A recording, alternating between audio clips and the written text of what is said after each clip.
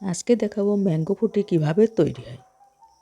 একবার দোকানের থেকেও সুন্দর ম্যাঙ্গো ফুটি। প্রথমে কয়েক টুকরো পাকা আম নিয়ে নিলাম, 2 টুকরো কাঁচা আম নিয়ে নিলাম, এবার নিলাম সামান্য বিট লবণ, এবার নিলাম 2 চামচ চিনি।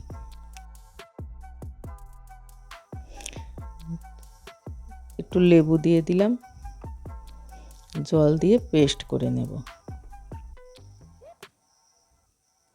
এবার বাটিতে কিছু আইস নিয়ে নিয়েছি, এর মধ্যে পেস্টটা ঢেলে দেব। প্রেসার কুকারের জার ধুয়েও একটু জল দিয়ে দিলাম, আরও জল লাগবে।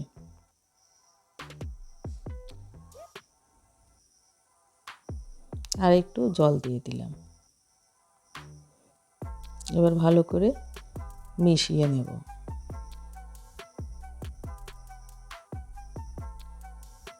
এবারে ম্যাঙ্গো ফুটির বোতল এটাতে ঢেলে নেব। ঢালতে গেলে পড়ে যাবে, তাই মুখে একটা ফানেল দিয়ে দিলাম।